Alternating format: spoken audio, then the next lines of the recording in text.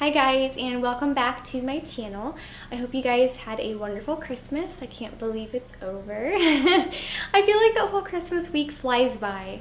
And for us, it was a beautiful week. We were able to just rest, refresh, have some beautiful moments with family.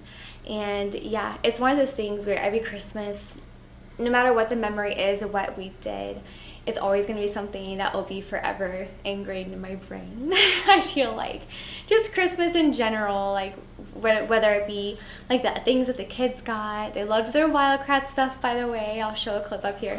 But yeah, they loved it, and I was so excited to finally be able to give that to them. I was becoming really impatient with myself because I was like, okay, I really want them to have this, and I was finally able to gift that to them, and they loved it. And it's been such a joy the past few days to see them pretty much all day long get into like the moment, get into like the animals and everything, and it's been really fun. But yeah, today's video is actually a collab with Wendy. Her channel is called Plan, Prep, and Play. I'll have it linked down below, so be sure to go check that out. As well as I can never talk when I film, but as well as the playlist of other mamas sharing their 2021 goals and resolutions. I'm looking forward to watching them all and kind of seeing what everybody has planned for the new year coming up, because I know it's going to be a great one. But yeah, the first thing on my list of things that I would like to become better at next year is probably, and this is not saying to never worry at all, because I'm human and every single day there's going to be those little things in your mind, in my mind anyway, that pop in and like they cause worry, they cause doubt or fear. And something that I want to do, especially starting the new year off, is asking myself the question, and I actually already have these little sticky notes on the mirror where I get ready in the morning, and one in our bathroom, one in our little kitchen sink area. And it's just a little sticky note, and on that little piece of paper there's just a question, and that entire question asks, can I change anything? Like, can I change anything? And that's all it says, like, can I change anything? And to me, when I ask myself that question, when those worries and doubts start popping into my head, I read the question and I have to remind myself, like, can I change anything? And if the answer is no, this is what I need to get better at. If the answer is no, then I just need to let it go and place it in God's hands, because I can't change it. It's not in my power, so I don't want to waste any more energy with something that I can no longer change. If it's something to do with, like, say, my behavior in my children or something around my home, and I have the power to change it, then 100% I should ask myself, can I change it? And then most of the time I'll be, yes, I can. It might be harder. It might need to be, I need to be a better parent. I need to do this differently. And then if the answer is yes, then I can change it. But if it's not, I really want to strive towards letting it go more next year, because I think it would just give my overall sense as a person just more peace, have a more gentle spirit when I'm no longer holding on to the things that I know I can't change, but I want to, so I'm going to hold on to it. But yeah, overall, just wanting to let that go. The next thing I want to do, and this is honestly something I always strive towards for every new year. It's always a goal of mine for every single new year, and that's to be in the Word more, or to read the Bible more. And it's funny because some days, if I don't get in like the Bible reading, because of babies and of like busy, and even if I put it on the app or something, have it playing in the background like scripture reading, it's not the same as actually being in the Word. So I would like to be able to actually have that quiet time, whether it be getting up before her, although as you can tell, she's not one to sleep without her mama just yet. She's very attached, and I love it, so I'm not going to ever wish that away too soon. But yeah, so I would like to have some more time like that, to where I can be like in the Word, studying the Bible more than just like a few times a week or whatever it is that I get to do. And then if I don't, like if there's a day that I don't get that time, then I want to remind myself that that's okay. Something that my mom always told me, and I still remember this every time, I beat myself up for not spending, just reading one verse in the Bible instead of a whole chapter, because I try to get at least one verse in, and then that can be what I meditate on throughout the day. And one thing my mom always said is, she's like, well, you know how like in the Bible It was always the men, it was always the guys that went up to the mountain to meet the Lord. They had to go meet him somewhere. They had to climb and climb to meet the Lord. And she's like, well, did you ever notice that the women never did that? I was like, yeah. And she's like, well, that's because the women were busy like cooking, caring for their home, taking care of their babies, tending to the needs of their children, teaching their children, running their households. And so God came down and he met them right where they were. Like, God meets us right where we are, as the homemaker, as the mama, like standing at the kitchen sink doing dishes. He comes and he meets us where we are. And it's something that I've always, like, ever since she told me that, I was like, okay, I just need to give myself a break if I don't read like a huge chunk in the Bible a day, and if I might not want to spend as much time with God as I would like. It's a powerful thing to remember that he comes into our homes. He's with us all the time. And our simple everyday, I think there's a book called Long Days of Small Things or something like that. I don't know, I'll have it linked up above if I can find it. And she really talks about how every single day, all those little tiny things, all those little moments, God comes to those mamas, and you are doing his work by raising the next generation. And yeah, so I want to do next year, give myself more grace if I can't read like as much as I want to, but also strive to read more, if that makes any sense in the Bible. But yeah.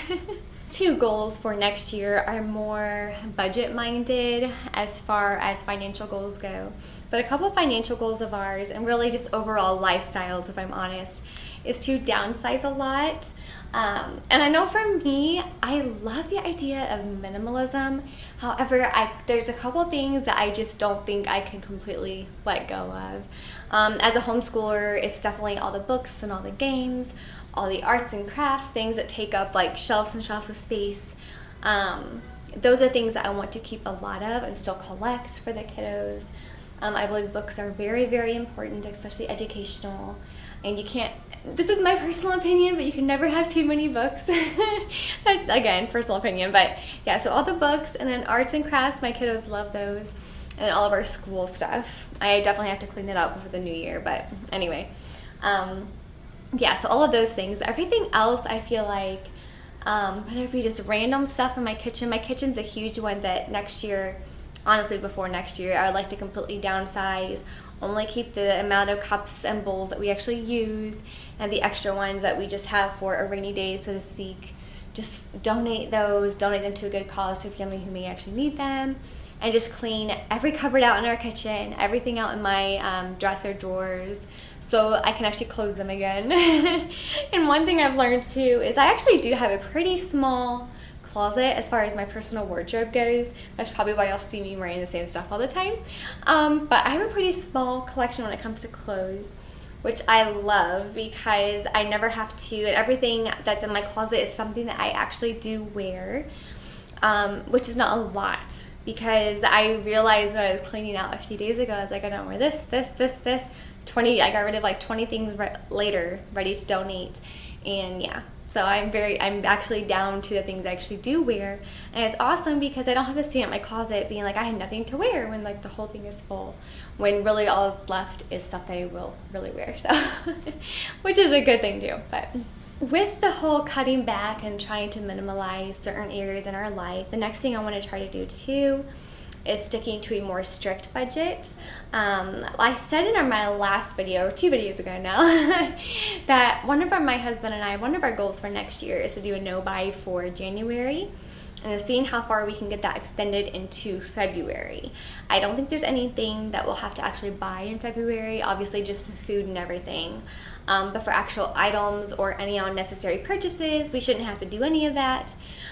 Because our other goal that we're wanting to save for, like save cash for and pay cash for it, is a complete remodeling of the house. I'll have to give you guys a house tour for before and after for when I actually start it, but that's like in the spring, so that's a few months down the road. But yeah, we're going to be doing a lot of remodeling this year. We have a kitchen to tear out, like a kitchen wall to tear out and stuff like that. But yeah, so that will be a huge project. very, very huge project, but it'll be worth it when it's done, and that's something I'll have to remind myself of like every day, probably during the demo process. Another thing, and this kind of goes along with a lifestyle goal, is to use up all the product before repurchasing. I don't know if anyone else can relate, but what will happen is I will have like a little bit of shampoo left and conditioner. I'll be like, well, I'm running out, I should go ahead and repurchase, and I do, and a lot of the times I get so excited about either trying the different product that I bought, or even if it's a brand new bottle, I get so excited and I open it without actually finishing the other one. So then that is like either tossed or not used for a long time, or put aside, or just like stored, when I should be using it all up, every last bit, and then repurchasing, and not having to like store all these little half full empty bottles everywhere. So that's definitely a huge one. Again, don't know if anyone else can relate to that. But I also do the same thing with like skincare stuff and any makeup products. Cleaning products is a big one too, because a lot of cleaning products, I'm kind of in the stage right now where I'm experimenting with other different like natural brands. And so what happens is, instead of using the full one up, I will repurchase because it's getting low, but then nothing ever comes of it. So yeah, that's another one.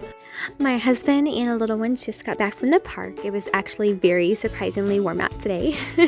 So yeah, it was more important that they be happy in their play than it was for me to finish filming. So I'm gonna add my last two little goals for next year now, this way. But yeah, the first one being I want to advance my skill in my music. My sister and I grew up playing violin together, and the past several years I've honestly just been doing really simple songs. So I would love to actually get some books out and advance my own skill and kind of like self-teach myself some more advanced songs.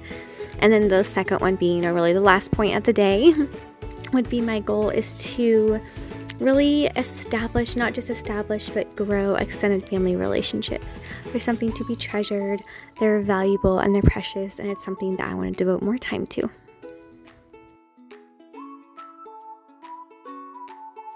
Well guys, thank you so much for watching today's video. Next time I see you, it'll be 2021, so Happy New Year. It's crazy.